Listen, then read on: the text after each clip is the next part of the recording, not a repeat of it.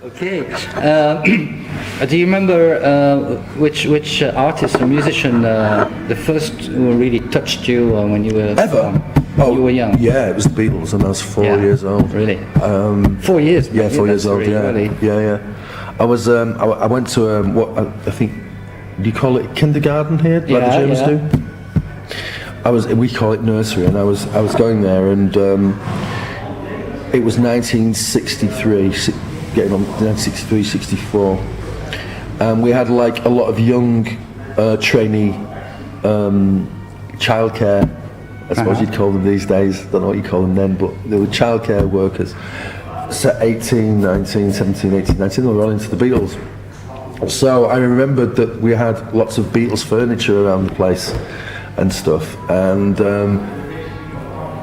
they couldn't get me to eat the porridge. They used to serve this like awful breakfast porridge, and I used to like throw it across the room and not, and but then this one particular girl whose name was Muriel started playing me Beatles records, and I loved it. And then so she used it to bribe me. Then she'd like, if I didn't eat the porridge, I couldn't hear the record.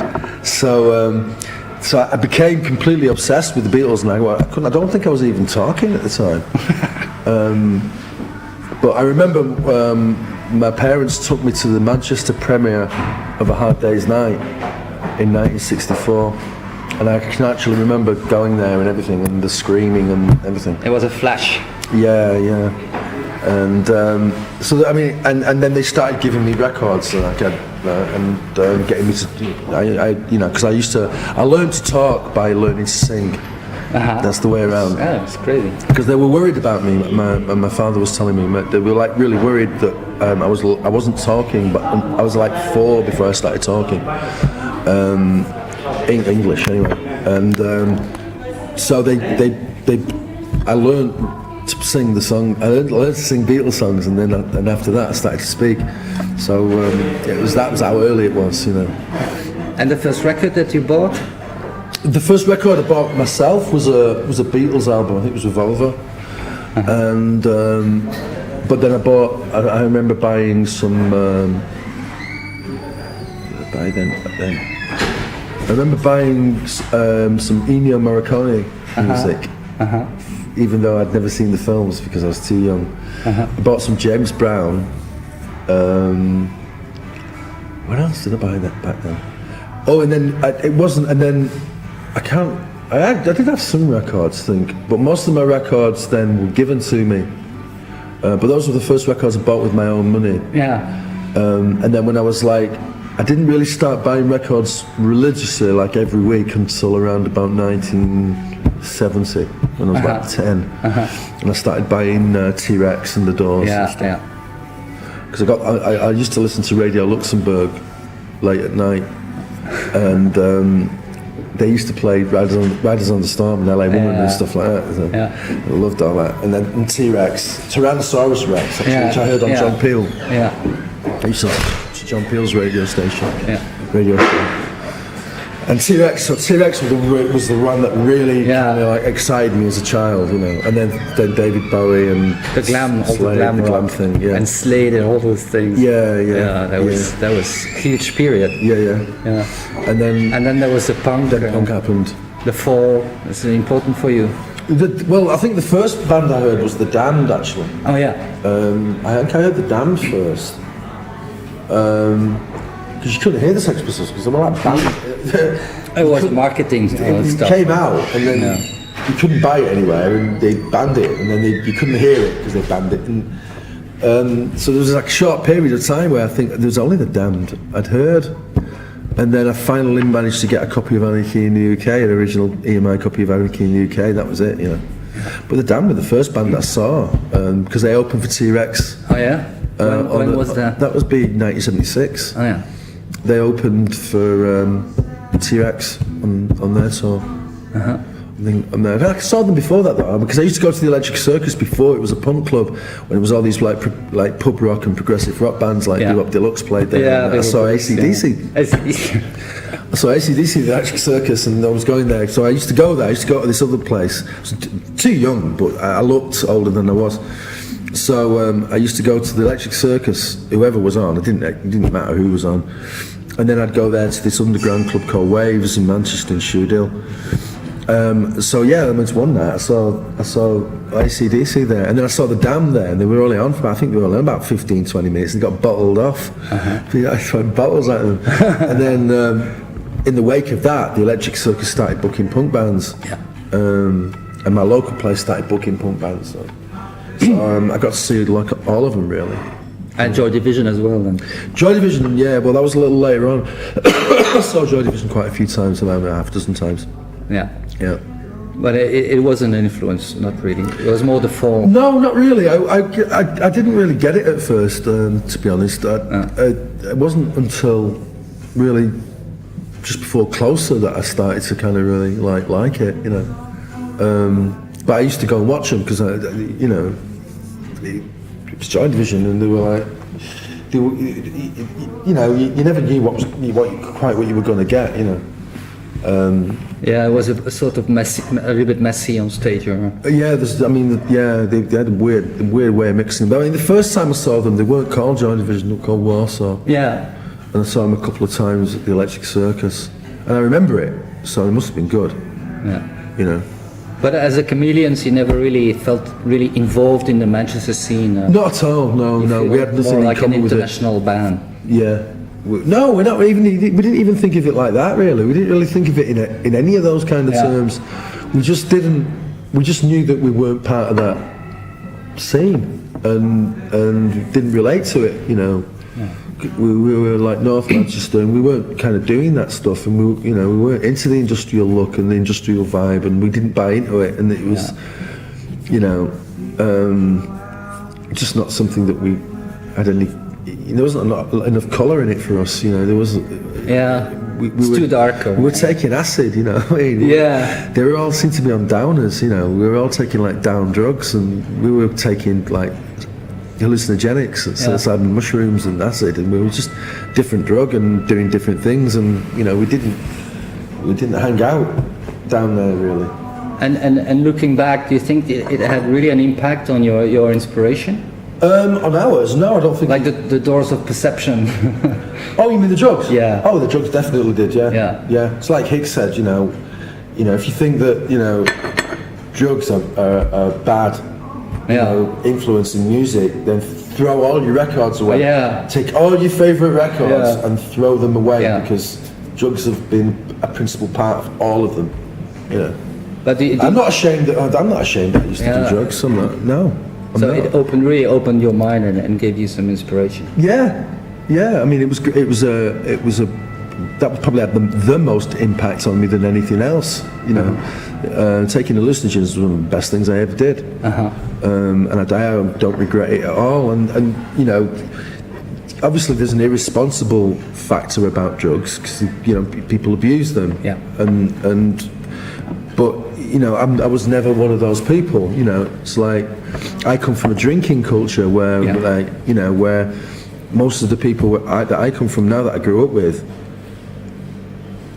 Was that fair? That's probably not fair to say most of them, but there's a great many of them that you know became alcoholic and stuff. Yeah. I never did that. I had a drink, and sometimes I hit the drink hard, but I never was a victim of alcohol. You know. And it's the same with everything else. It's like I've tried most things, and it's been, you know, some of them have been interesting, some of them have been, you know, don't want to do it again, you know. But I've always been like in control of it, you know. Yeah. So I have no shame in saying that I used to take a lot of drugs because I did. It was more of an experimentation and doing. Yeah, that was the thing for me. It was like it wasn't so much recreational, you know. It was a creative process. Yeah, by and large. I mean, but not always. You know, not always. But it always seems to have some kind of like effect creatively. Yeah. I tended to avoid things that I felt killed or fucked up creativity, because I'd seen other artists get into heroin, for example, and I've heard, used to hear John Cooper Clarke talk about... Who? John Cooper Clarke. Oh yeah. He used to talk about how it just completely killed his creativity, and it's like, I'm not interested in anything like that. Why would I want to get into something that kills creativity when it's creativity is what it's all about? I'm into like having getting inspiration from things, not having it killed. And let's talk about now. I think you released a new EP, M+D. It became an EP, M+D became an EP in the end, What is the meaning of the M+D? It's a little message to somebody. Oh, so it's secret. Yeah, but it's not such a great kept secret. But it was just a little message to somebody, a little coded message to somebody who understood it. So it was a bit indulgent of me, really. Have you been writing new stuff since a long time? Yeah, I've written. Yeah, there's been a lot. There's quite a lot of stuff, but I've not been entirely happy with any of it. Which is why it's taken kind of longer. I mean, like last year we had a lot of problems with. Well, I won't go into what it was, but we got set back last year. But I think in a way I'm not so upset about that, because I don't think I would have been satisfied with it if I'd done it. If we had recorded done all the recording last year, I wouldn't have been satisfied with it, I don't think. So Heaven existed already before. Well, that was the first thing that we kind of did, and it was we liked it and stuff, but it's a typical Chameleon song, but Sycophants shows a sort of new direction, doesn't it? Well, you can't. I wouldn't. You have to, with us. You have to take each song as its own thing. It's not an indication of any kind of direction, because you can do something like Sycophants, and then the next thing you can do can be completely and utterly different. There is no like point in going like, oh right, well they've recorded Sycophants, so that means the album's going to be like that.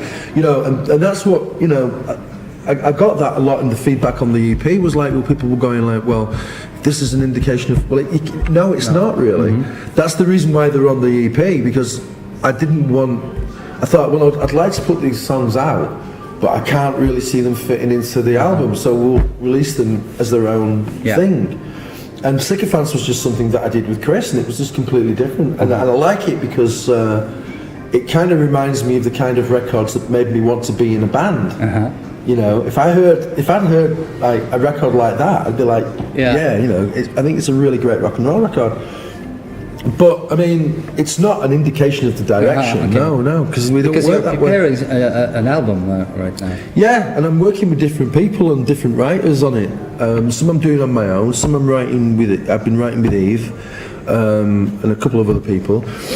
And all of them are very different kind of people, so there's not going to be any definitive kind of like, even we don't really know how it's going to turn out, because the ideas are so different. We've been asking ourselves, well, should we even be a Chameleons Vox record, because it doesn't seem to kind of like, there's nothing typical about it. Maybe it should be a new band. Well, I don't know. I mean, then we just. We thought about that, but then we thought, well, whatever I do is going to get Chameleons splashed all over it anyway. I was working as Chameleons Vox as an actor when I was on my own. Before it was a solo. It was just a name, because I was getting Chameleons stickered all over the record anyway. Chameleons. I just thought, well, I might as well utilise the name and say Chameleons Vox is the voice of the Chameleons. So I might as well work on that, and then I won't have to have all these ugly stickers all over the record or have to contend with that all the time. It just makes it easier. And hey presto, it suddenly got easier to get work, which was another benefit. Because like bookers were going, Chameleons, okay then, Then it opens doors. Make things easier. Why make things hard for yourself? Of course. Why make things hard for yourself? And Smith was like, Mark Smith, he was through a friend. We don't know each other, but a friend of mine worked for him, and he was going like, tell him he should get fuck up with his sons of God bollocks. Let's tell him to call it the Chameleons and go out. You know what I mean? And we're like trying to explain, like, oh, can't really do that. You know? But he's right. He's right. I mean, why make things difficult for yourself? You know what I mean? It's like the other guys, the guys that I formed the Chameleons with, have chosen not to do it anymore. Oh, okay. You know, nobody's been kicked out or fucking sacked. Yeah. They've each, in their own way, decided, I don't want to do it anymore. So other people have come in and gone, well, I'd like to do it. So why the fuck not? Yeah, right. Why the fuck not? You know. So when can we expect the album? I don't know. It's too early to say. I don't know. I mean, it should have been out over a year ago, and he's still waiting for it. So I don't know. You're not pushed by anything. I don't. No. Pushed by. I should be. Yeah. As the label should be on the phone to me every day, calling me up. So and so and telling me to go. But to be fair with Simon, you know, he knows we've had a bit of a tough time away from the music. The music never been tough. The music is easy, and playing the shows is easy. Playing in the band is easy. It's the other things, politics and things that are away from the music. Okay, it's just. He's getting. I'm about to have my dinner. He's getting the chair ready. He's getting my chair ready for me. Okay, Mark, I think. Thanks a lot. You what? We keep it short and good. Yeah. Okay.